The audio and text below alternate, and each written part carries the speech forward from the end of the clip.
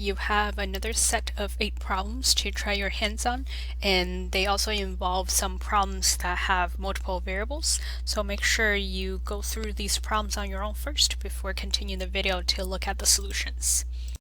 So in this set, right off the bat, we actually have 2 problems which would be trinomials with leading coefficient not 1, and also with 2 variables involved.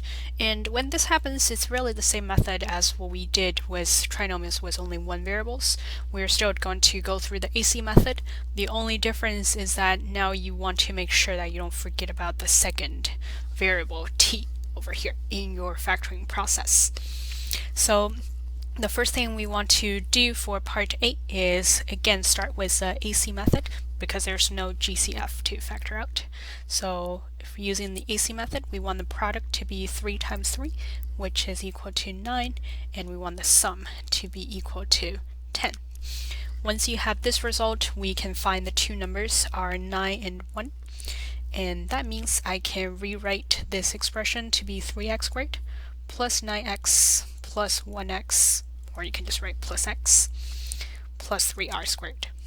By grouping, because we have 4 terms now, and from the first parentheses we have 3x in common, and once I take that out, I'm left with x plus 3, and from the second, I think I dropped the r as a variable by accident.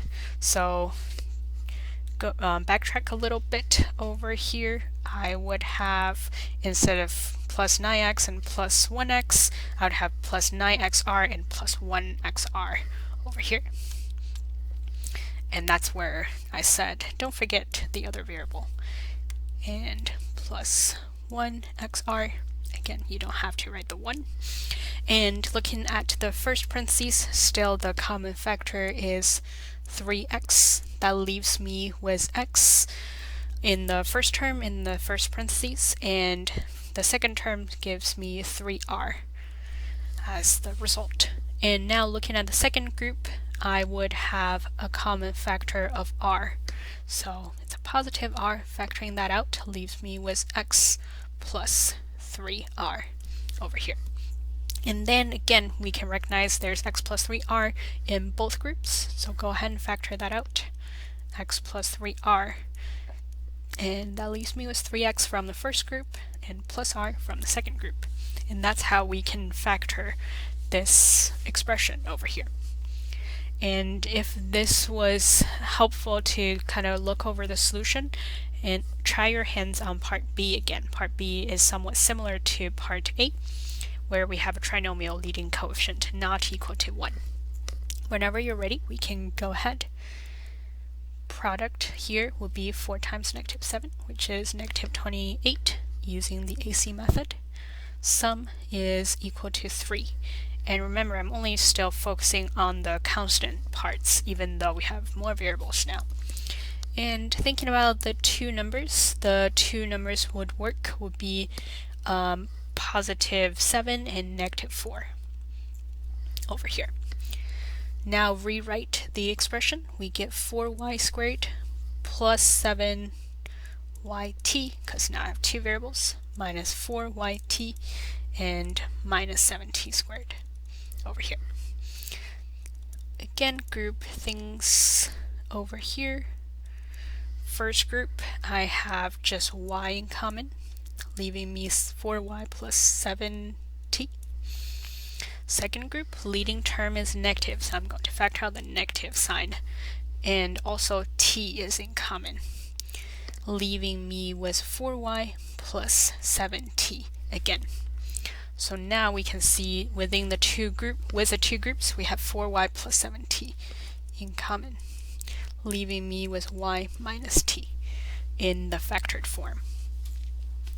Now for part C, this is going to be a similar process as well if you look at the fact there are 2 variables over here. And again, it's a good practice for you to go through if you think you got the hang of it for 2 variable trinomial leading coefficient not equal to 1. Again, first check any GCF. We don't have any GCF among the 3, so I can go ahead and use the AC method first. and the product will be 8 times 9, which is 72, and the sum would need to be equal to negative 18. Go through your options. You should find the two numbers are negative 12 and negative 6. They multiply to be 72 and also add up to be negative 18. Using this, we're going to rewrite negative 18rx to be negative 12rx minus 6rx plus 9x squared. First two together, last two together, connected by addition. The first group has a common factor of 4 from the constants. Variable-wise, the lowest degree of r is r to the first, we can take out. And the first term, I'm left with 2r as a factor. The second term, I'm left with 3x as a factor. In the second parentheses, I again have a leading term being negative. So I'm going to go ahead and take out the negative sign as a common factor. Also, I have 3 as a common factor, x as a common factor. Once I do this, the negative 6rx is left with 2r, and the positive 9x squared is left with negative 3x over here. Now putting this all together, we would have 2r minus 3x times 4r minus 3x as the fully factored form. For part D, the first thing I hope you recognize is we have a GCF. And whenever we have a GCF, we want to do that first. GCF here being 3, and if you factor out 3, I'm left with 5r squared t squared minus rt minus 4, like this. And once we have this form, it might be a little bit harder to recognize in this case that we can actually possibly go further, because the r squared t squared can really be written as r times t all together squared. So we really have this, if you treat r times t as a variable itself, let's call this variable x for example, then we really have the form almost like 5x squared minus x minus 4. So recognizing this, we also want to be able to use the method to factor this further. And to go through with this method, because the leading coefficient is 5, we still have the trinomial with leading coefficient not equal to 1. To do this, I need the AC method again. So I want a times c to be equal to 5 times negative 4, which is negative 20. And this is going to be the product.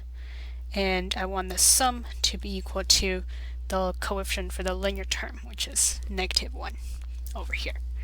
Going through factor pairs of negative 20, we want the sum to be negative 1, so the two numbers are negative 5 and positive 4. And now to write this out, we would have 3 times 5r squared t squared minus 5rt, and then plus 4rt minus 4. So this is something you definitely want to keep track of over here.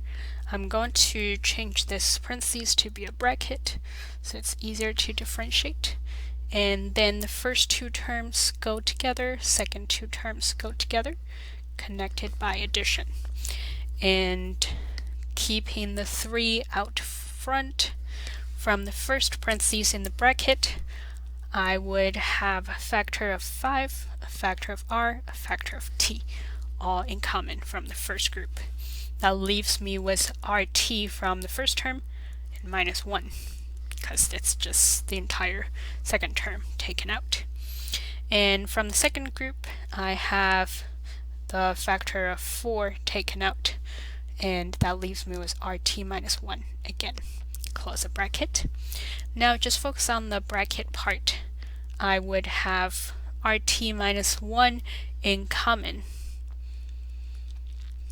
and that leaves me with 5rt plus 4 over here. Notice I dropped the bracket because for multiplication, because I have a product of 3 factors now, it doesn't matter whether I throw a bracket around the last 2 anymore, because the order doesn't matter when we're just multiplying things. We have that associative property as well for multiplication. So the order of operation doesn't matter as much when we're just switching around the factors.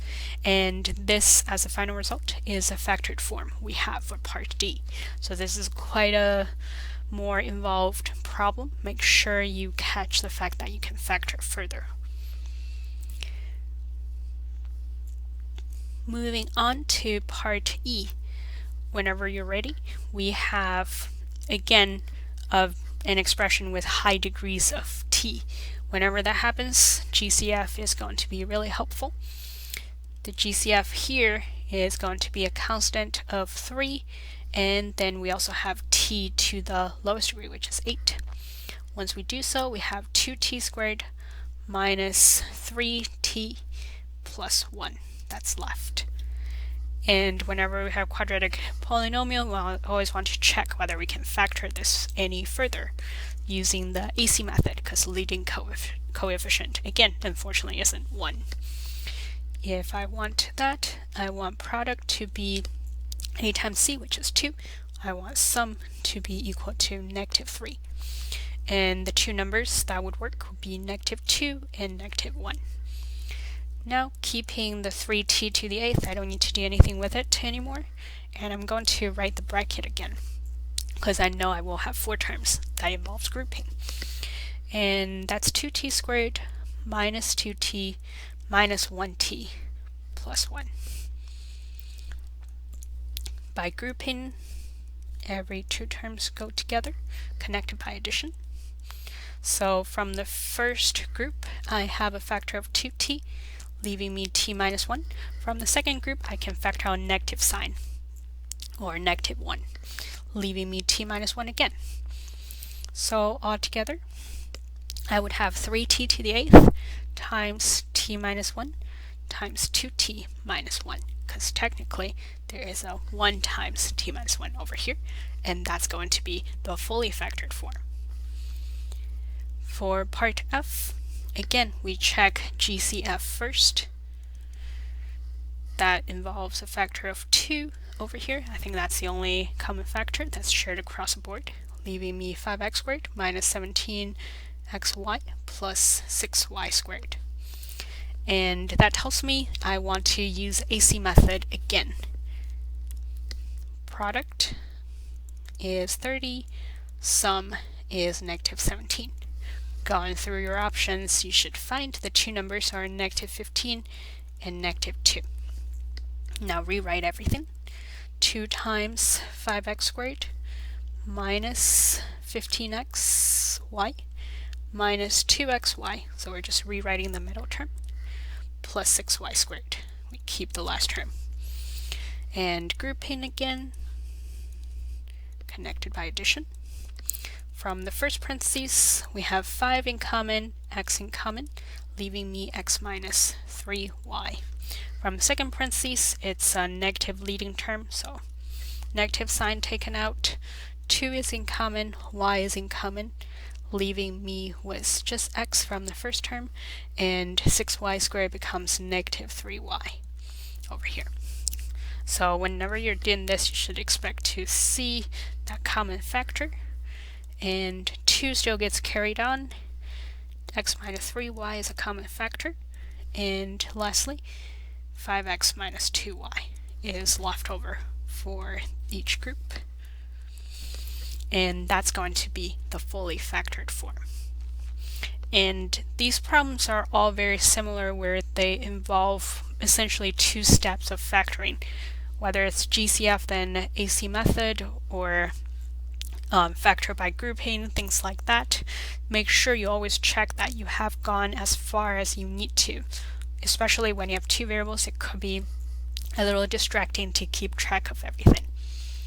And now that we have done this, we can move on to parts G and H, which actually will work out much more easily because the leading coefficient is equal to 1 in both cases, which is really preferable when we're doing factoring. Now for part G, if you haven't given it a try, definitely go through this. So in this case, we have the leading coefficient equal to 1. We are just checking for whether we can find a product being 5 and sum equal to negative 6. And the two numbers we find will directly just become y and y over here. And if we find the two numbers, we should get negative 5 and negative 1. So minus 5, minus 1. And that's done. It's much shorter than any of the other problems we have done. And next one, if I want to use the factoring process, I'm doing the same thing. I want to find the product equal to negative 12 because the leading coefficient here is 1. And the sum is equal to negative 4. And once we find the two numbers, here be careful, your factored result should look like ry add or subtract something and ry add or subtract something. That's because we need to recognize r squared y squared is just r times y squared over here. So you can treat this r times y almost as one single unit, and that needs to be the first term in your expression for each factor. And the two numbers, if we want to add up to negative 4 multiplied to negative 12, are going to be negative 6 and 2. So negative 6 and positive 2 are going to be what we have in the factored form. And that's how we go through these problems, and definitely go over these methods, especially when we are using AC methods for expressions with more than one variables.